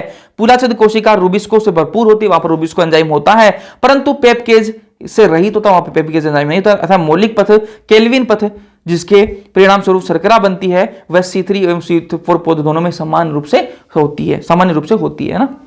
क्या आपने ध्यान दिया कि केवल केल्विन पथ सभी C3 पौधों की पर्णमध्योतक कोशिकाओं में पाया जाता है। C3 प्लांट जो होंगे उनके अंदर जो उनकी मेसोफिल सेल होगी, मध्योतक कोशिका होगी, उसके अंदर आपका केल्विन साइकिल पाई जाएगी, जबकि C4 प्लांट जो है उनके अंदर पुलाछद कोशिकाओं के अंदर पाया जाएगा। C4 पौधों में पर्णमध्योतक कोशिकाओं में संपन्न नहीं होती, किंतु पुलाछद कोशिकाओं में कारगर होती है। ठीक बात है। चलो यहां पर अपनी C4 जो साइकिल है वो खत्म होती है। केम प्लांट्स की बात करते हैं ना। केम प्लांट्स, केम की फुल फॉर्म क्या है? क्रूसिलेशन एसिड मेटाबॉलिज्म है, ठीक है। ये कुछ पौधे होते हैं, कैसे होते हैं? सुकुलेंट प्लांट्स होते हैं, सक्लेंट प्लांट्स होते हैं, सक्कुलेंट प्लांट्स होते हैं, मतलब रसदार प्लांट होते हैं। रसदार प्लांट और इनको क्या बोल सकते हैं? गुद्देदार प्लांट पौधे होते हैं ना, रसदार पौधे होते हैं, गुद्देदार पौधे होते हैं, ठीक है। कौन से हैं? इनके अंदर मोटी क्यूटिकल होती है, ठीक है, और धसा हुआ रंध्र होता है। रंध्र जो अंदर धसा हुआ होता है ताकि पानी का लॉस कम से कम हो, ठीक है। स्कोटो एक्टिव स्टोमेटा होता है इनके अंदर। स्कोटो एक्टिव स्टोमेटा का मतलब क्या है? इनका जो रंध्र होता है, जो स्टोमेटा होता है, वो रात में एक्टिव होता है, रात में एक्टिव होता है। एग्जाम्पल क्या है इसके? ओपुंशिया, अनानास, सेडम, ये आपको याद रखने हैं। चलो अब बात करें प्रकाश संश्लेषण क्या है। प्रकाश संश्लेषण थोड़ी देर पहले मैंने आपको बताया कि C4 प्लांट्स के अंदर प्रकाश संश्लेषण नहीं होता। अब आपको समझते हैं कि ये प्रकाश संश्लेषण है क्या। मैंने बताया ये वेस्ट प्रोसेस होती है, फोटो रेस्पिरेशन कहते हैं इंग्लिश में, और C2 चक्र भी इसको कहा जाता है, ठीक है। चलो रूबिस्को एंजाइम जो है ना अपना, रूबिस्को एंजाइम, वो जो एंजाइम है उसके अंदर वो CO2 के साथ में भी जुड़ सकता है और वो O2 के साथ में भी जुड़ सकता है, ठीक है। रूबिस्को एंजाइम के अंदर ऐसा गुण है कि वो CO2 के साथ में जुड़ सकता है और वो ऑक्सीजन के साथ में जुड़ सकता है। अगर वो CO2 के साथ में जुड़ रहा है तो क्या बनेगा? कार्बोक्सिलेज, ठीक है, और वो CO2 को फिक्स करेगा। अगर वो ऑक्सीजन के साथ में जुड़ रहा है तो ऑक्सीजनेज, ठीक है। C4 पौधों में कुछ O2 रूबिस्को के साथ बंधती है। C4 जो पौधे हैं उनके अंदर कुछ ऑक्सीजन जो है वो रूबिस्को के साथ में बन जाती है और रूबिस्को के साथ में बंध के क्या बनाती है? रूबिस्को प्लस O2 क्या बनेगा? 3 PGA बनेंगे, साथ में क्या बनेंगे? 2 फोस्फोग्लाइकोलेट बनेगा, 2 फोस्फोग्लाइकोलेट बनेगा और CO2 साथ में निकल जाती है। तो यहां पर देखो रूबिस्को और ऑक्सीजन बनने से कोई बढ़िया प्रोडक्ट बना क्या? ना कोई शुगर बनी, ना कोई शुगर बनी, और उल्टा CO2 यहां पर रिलीज हो गई। जिस CO2 को अपन को फिक्स करना था, जिस CO2 को अपन को फिक्स करना था वो अपन निकाल रहे हैं, ठीक है। ये क्या कर रहे हो आप? ऑक्सीजन ले रहे हो और CO2 छोड़ रहे हो। ये तो सब्सटेंस की तरह हो गया ना। प्लांट या हम हो, है ना, प्लांट हो या फिर इंसान हो, क्या करते हैं हम? ऑक्सीजन लेते हैं और CO2 छोड़ते हैं। ये देखो ये क्या प्रोसेस कैसी होगी? ऑक्सीजन ले रही है और CO2 छोड़ रही है, तो ये सब्सटेंस जैसी होगी ना। और इसको प्रकाश सब्सटेंस इसीलिए कहते हैं क्योंकि इसमें सब्सटेंस हो रहा है। कैसे सब्सटेंस हो रहा है? सब्सटेंस जैसी प्रक्रिया हो रही है, ऑक्सीजन ले रहा है और CO2 छोड़ रहा है, तो सब्सटेंस कह दिया। प्रकाश इसलिए लगा दिया क्योंकि ये दिन की कंडीशन में होती है, प्रकाश में ही ये प्रक्रिया होती है। तो यहां पर कुछ खास प्रोडक्ट बनता नहीं है, इसलिए इसको वेस्ट प्रक्रिया कहते हैं। तो कोई ऑर्गेनिक कंपाउंड यहां पर नहीं बन रहा है, इसलिए क्या वेस्टफुल प्रोसेस है। कोई CO2 इसमें फिक्स नहीं होती, CO2 बल्कि रिलीज ही होती है, फिक्स होने की बजाय में यहां पर रिलीज होती है। ATP का उपयोग और करते हैं, एनर्जी भी खर्च करते हैं, कोई काम की चीज भी नहीं बन रही और कोई ऑर्गेनिक एसिड नहीं बनती, ठीक है। C3 प्लांट्स में उच्च ताप अगर C3 प्लांट है वहां पर टेम्परेचर अगर ज्यादा है और CO2 अगर कम है तो ऑक्सीजनेशन हो जाएगा और वहां पर प्रकाश संश्लेषण हो जाता है। एक बार इसको पेन NCERT से रीड मार लेते हैं। आज प्रकाश संश्लेषण, फोटो रेस्पिरेशन। आइए हम एक और प्रक्रिया प्रकाश संश्लेषण को जानने का प्रयत्न करते हैं जो C3 एवं C4 पौधों में महत्वपूर्ण अंतर करती है। प्रकाश संश्लेषण समझने के लिए हमें केल्विन पथ के प्रथम चरण अर्थात CO2 स्थिरीकरण के पहले चरण के विषय में कुछ अधिक जानकारी करनी होगी। यह वह विक्रिया है जहां RUBP कार्बन डाइऑक्साइड से संयोजित कर 3 PGA और 2 अणु का गठन करती है, ठीक है। ये तो अपनी नॉर्मल हो गया ना, आरयूबीपी और CO2 मिलकर रूबिस्को को क्या बनाते हैं, 3 PGA बनाते हैं। लेकिन जब ये ऑक्सीजन के साथ में जुड़ती है ना, ऑक्सीजन से जब बंधती है, इसलिए इसे रूबिस्को कहते हैं। एक मिनट आ जाओ यहां पर।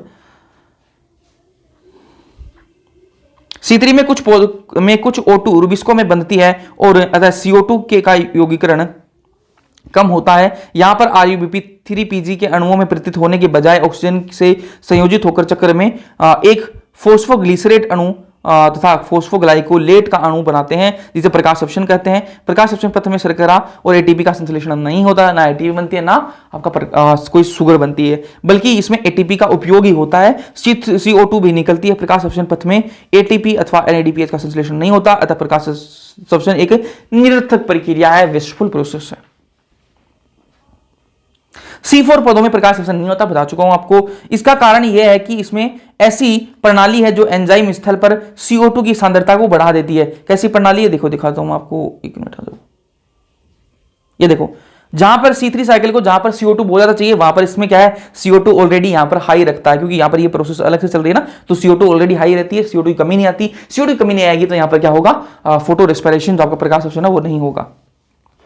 ठीक है, CO2 की सांद्रता बढ़ी रहती है। ऐसा तब जब पर्णमध्योतक, ये मैंने आपको बता ही दिया ना, पर्णमध्योतक ऊतक में पुलाछद में होती है सारी चीजें। ठीक है, चलो एक चीज मैं आपको और बताऊं, ये वाली जो टेबल है ना, इसको आपको भरना है। कैसे भरना, थोड़ा सा मैं आपको आइडिया दे देता हूं।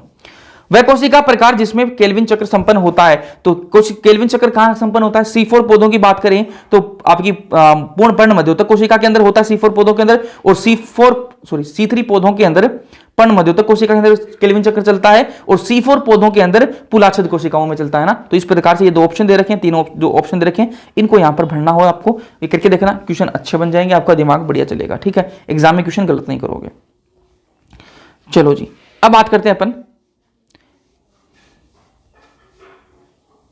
प्रकाश संश्लेषण को प्रभावित करने वाले कारक। कौन से कारक है जो प्रकाश संश्लेषण को प्रभावित कर सकते हैं, उनके बारे में बात करते हैं। जो दो प्रकार के कारक है, आंतरिक और बाह्य कारक। ठीक है, आंतरिक कौन कौन से हैं, जैसे पत्ती का आकार कैसा है, पत्ती का आकार, बड़ी आकार की पत्ती हो तो प्रकाश संश्लेषण बढ़िया करेगी, छोटी आकार की पत्तियां तो प्रकाश संश्लेषण थोड़ा कम करेंगी। संख्या कितनी पत्तियों की, पत्तियां अगर ज्यादा है तो प्रकाश संश्लेषण ज्यादा होगा, कम है तो कम होगा। ठीक है, आयु कितनी पत्तियां जो है बूढ़ी तो नहीं है ना, बूढ़ी हो जाएंगी तो प्रकाश संश्लेषण नहीं करेंगी, जवान होंगी तो बढ़िया करेंगी। विन्यास कैसा है पत्तियों का, अरेंजमेंट कैसा है, उस पर निर्भर करेंगी। क्लोरोप्लास्ट की संख्या कैसी है पत्तियों के अंदर, ठीक है, उस पर निर्भर करेंगी। मध्योतक कोशिका की संख्या कितनी है, उस पर निर्भर करेगी। क्लोरोफिल, कितना क्लोरोफिल कंटेंट है, उस पर निर्भर करेगी। आंतरिक CO2 कितनी है, ठीक है, पौधों के अंदर की जो CO2 की सांद्रता है वो कितनी है, उस पर भी आपकी प्रकाश संश्लेषण जो है वो निर्भर करती है। ये तो हो गए आंतरिक कारक। बाह्य कारकों की बात करते हैं। CO2 जो बाह्य है ना, आंतरिक नहीं बाह्य, प्रकाश, ताप, जल, ये चार है आपके क्या है, बाह्य कारक हैं, जो क्या किसको प्रभावित करते हैं, प्रकाश संश्लेषण को प्रभावित करते हैं। पर को बाह्य कारकों के बारे में ही बात करनी है। आ जाओ जी, पहला इसमें एक लो है, यहां पर लो ऑफ लिमिटिंग फैक्टर किसने दिया, ब्लैकमैन ने इसको दिया था 1905 के अंदर, ब्लैकमैन द्वारा ये दिया गया था। ये लो क्या कहता है, ये नियम क्या कहता है, ठीक है, ये कहता है कि जो कारक कम से कम मौजूद होगा वो प्रकाश संश्लेषण की दर को सीधे नियंत्रित करेगा। ये लो ये कहता है कि जो कारक हैं अपने, जो फैक्टर हैं जो आपके प्रभावित करते हैं प्रकाश संश्लेषण को, उन कारकों में से जो कारक सबसे कम होगा ना, जो कारक कम से कम होगा वही प्रकाश संश्लेषण को प्रभावित करेगा। एग्जांपल के लिए समझते हैं कि एक पौधा है जी, एक पौधा है, उसको आप टेम्परेचर सही दे रहे हो, ताप बढ़िया दे रहे हो, ठीक है, CO2 बढ़िया है, ठीक है, और उसके अलावा आपका CO2 बढ़िया, उसके अलावा जल भी बढ़िया दे रहे हो उसको, लेकिन उसको क्या नहीं मिल रही, थोड़ी सी प्रकाश की कमी है जी। ठीक है, ताप बढ़िया दिया आपने, जल बढ़िया दे दिया, CO2 दे दी उसको बढ़िया प्लांट को, लेकिन प्रकाश की थोड़ी कमी है। तो क्या होगा, यहां पर प्रकाश जो वो कम क्या है, कम से कम उसका क्या कारक मिल रहा है ना, प्रकाश यहां पर कम है, तो उसकी जो आपकी प्रकाश संश्लेषण की जो प्रक्रिया है वो किससे निर्धारित होगी, प्रकाश से निर्धारित होगी। कि बाकी CO2 उसके पास में बढ़िया है, जल बढ़िया है, ताप बढ़िया, लेकिन फिर भी क्या वो नहीं कर पा रहा, प्रकाश संश्लेषण वो पौधा बढ़िया नहीं कर पा रहा। क्यों, ताप की कमी है। जैसे जैसे आप ताप बढ़ाओगे ना, वो प्रकाश संश्लेषण बढ़िया करने लग जाएगा। तो लॉ ऑफ लिमिटिंग फैक्टर ये कहता है जो कारक कम से कम होता है ना, वही सीधे किसको नियंत्रित करता है, प्रकाश संश्लेषण को नियंत्रित करता है। ठीक बात है। चलो पहले प्रकाश की बात कर लेते हैं। प्रकाश की गुणवत्ता पर भी निर्भर करता है, प्रकाश की अवधि कितनी है उस पर भी निर्भर करता है, तीव्रता कितनी है।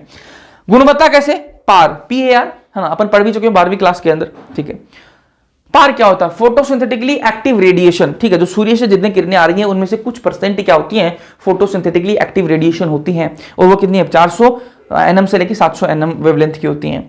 मैक्सिमम कहां आपका फोटोसिंथेसिस कहां होती है? लाल और नीली जो आपकी वेवलेंथ है वहां पर आपकी क्या है? मैक्सिमम आपको अधिकतम आपको प्रकाश संश्लेषण देखने के लिए मिलता है, और कम से कम कहां मिलेगा आपको? हरी जो वेवलेंथ होगी वहां पर आपको कम से कम देखने के लिए मिलेगा प्रकाश संश्लेषण। तो ये अपन ऑलरेडी पढ़ चुके हैं। बात करें अवधि की, प्रकाश कितनी देर तक रह रहा है, कितनी अवधि के लिए रह रहा है ना, तो प्रकाश अवधि दर को नियंत्रित नहीं करती है ना। प्रकाश अवधि जो है कितनी देर तक प्रकाश रहा है, ये अवधि दर को तो, ये आपके प्रकाश संश्लेषण की जो दर है उसको तो नियंत्रित नहीं करता है, लेकिन पूरी प्रक्रिया को नियंत्रित जरूर करता है। प्रकाश की जो अवधि है वो डायरेक्टली प्रकाश संश्लेषण की जो दर है उसको नियंत्रित नहीं करता, लेकिन जो पूरी प्रोसेस चल रही है उसको नियंत्रित जरूर करता है। तीव्रता की बात करें, आ जाओ एनसीईआरटी में। यहां पे मैंने कहा कि प्लांट है मेरे पास में, उसके पास में CO2 बढ़िया है, जल बढ़िया है, ताप बढ़िया है, फिर भी उसका प्रकाश संश्लेषण कम है जी, प्रकाश संश्लेषण नहीं कर पा रहा। तो मैंने क्या किया? ताप, उसके पास में क्या कमी है? प्रकाश की कमी है। उसके पास में क्या है? प्रकाश की कमी है। पौधा लिया जी, ले लिया भैया, उसके पास में क्या है? ताप बढ़िया है, जल बढ़िया है, CO2 बढ़िया है, फिर भी वो प्रकाश संश्लेषण नहीं कर पा रहा। कमी किसकी है? प्रकाश की कमी है जी। तो मैंने क्या किया? जैसे जैसे यहां पर प्रकाश क्या है? कम है, इस जगह पर प्रकाश कम है, प्रकाश कम है तो प्रकाश संश्लेषण की दर भी कम है, ठीक है। तो जैसे जैसे मैं यहां से क्या करूंगा, थोड़ा पेन ले लेता हूं मैं, जैसे जैसे मैं यहां से क्या करूंगा, इधर मैं क्या बढ़ाऊंगा? आपका प्रकाश बढ़ाऊंगा, तो यहां से क्या बढ़ने लग जाएगा? यहां से आपका क्या बढ़ने लग जाएगा? प्रकाश संश्लेषण की दर भी बढ़ने लग जाएगी। CO2 उसके पास में था ही, उसके पास में ताप उसके पास में था ही, जल उसके पास में था ही, कमी प्रकाश की थी। मैंने जैसे जैसे प्रकाश बढ़ाया, मैं बढ़ाता जाऊंगा, तो यहां पर क्या है? प्रकाश संश्लेषण की दर भी क्या है? बढ़ती जाएगी। कितनी बढ़ेगी? एक टाइम के बाद में बढ़ती जाएगी, लेकिन एक टाइम के बाद में यहां पर क्या जाएगा? यहां पर कि भैया अब तो जाइए, ये आपका सेचुरेशन पॉइंट आ गया, संतृप्त आपका पॉइंट आ गया, यहां पर सेचुरेशन हो गया है। इसके बाद में आप कितना ही प्रकाश बढ़ा लो, अब कुछ नहीं होने वाला, अब नहीं बढ़ेगी प्रकाश संश्लेषण की दर। तो यहां तक तो प्रकाश संश्लेषण की दर बढ़ती है, उसके बाद में थोड़ी सी कम होती है, और फिर यहां पर आप कितना ही प्रकाश बढ़ा लो, फिर आपकी प्रकाश संश्लेषण की दर उतनी ही रहेगी, ठीक है, इससे ज्यादा नहीं बढ़ सकती। ठीक बात है। तो छायादार क्षेत्र में उगने वाले पौधों के को छोड़कर प्रकाश शायद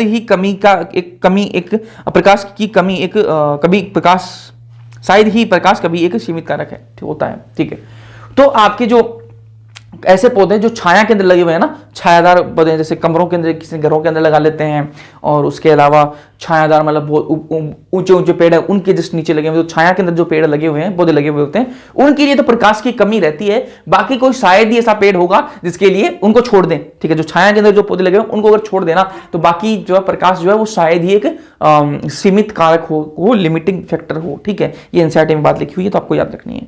CO2 की बात कर लेते हैं। सबसे महत्वपूर्ण सीमित कारक यही है, ठीक है, सबसे महत्वपूर्ण सीमित कारक आपको पूछे तो बोलना CO2 है जी, ठीक है। वायुमंडल में CO2 की सांद्रता कम होती है, ठीक है, और C3 प्लांट्स को कितनी सांद्रता चाहिए? 450 पर ये क्या कर लेंगे? संतृप्त हो जाएंगे।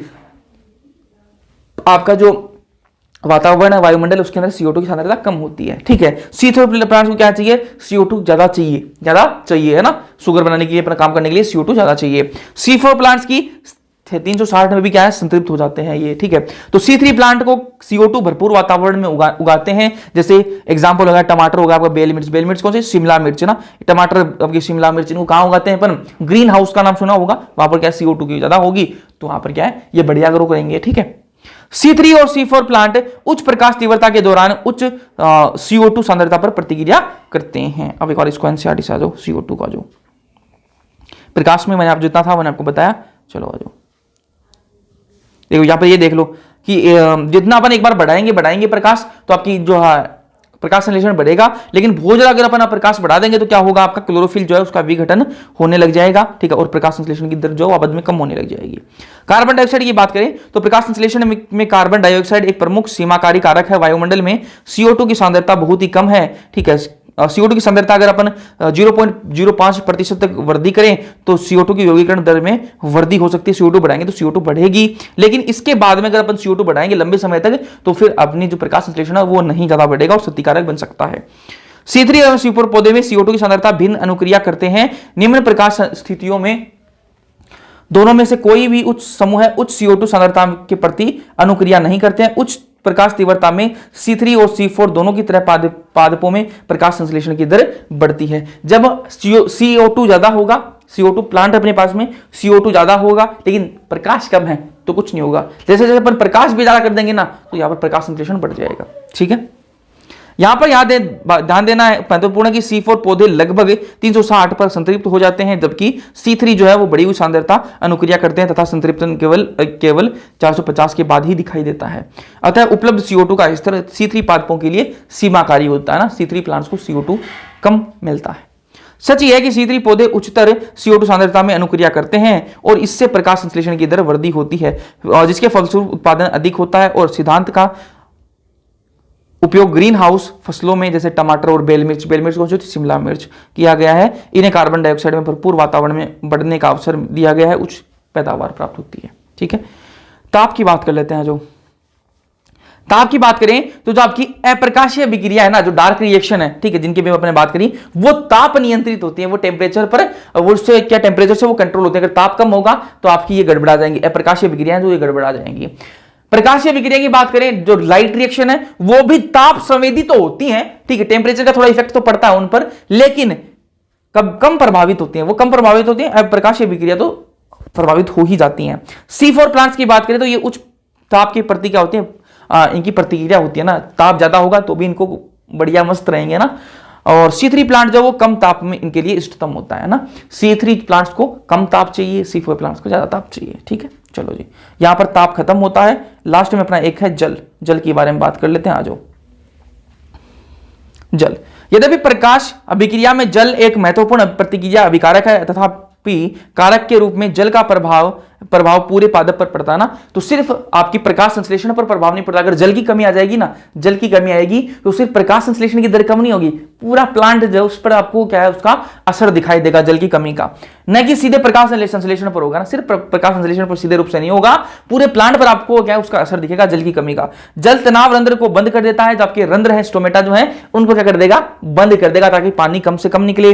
CO2 की उपलब्धता घट जाएगी। अब रंध्र बंद हो जाएंगे, जहां से CO2 आती जाती है, अगर रंध्र ही बंद हो गए तो CO2 नहीं आएगी अंदर। इसके साथ ही जल तनाव में पत्तियां जो मुरझा जाएंगी, जल की कमी होगी तो पत्तियां मुरझा जाएंगी, जिससे पत्ती का क्षेत्रफल कम हो जाएगा। पत्ती जब मुरझा जाएगी तो क्षेत्रफल कम हो जाएगा और उसके साथ ही उपापचय क्रियाओं भी कम हो जाएंगी। ठीक बात है। यहां पर अपना जो चैप्टर है वो खत्म हो जाता है। इसके बाद अपन चैप्टर स्टार्ट करेंगे पादपों में सब्शन। ये चैप्टर आपको समझ में आया या नहीं आया, डिटेल में करने की कोशिश की है। अब आप बताना समझ में आया या नहीं आया, कमेंट सेक्शन में कमेंट करके जरूर बताना। वीडियो पसंद आया लाइक कर देना, अपने दोस्तों के साथ में शेयर कर देना। बाकी मिलते हैं अगले लेक्चर्स के अंदर, तब तक के लिए पढ़ते रहो।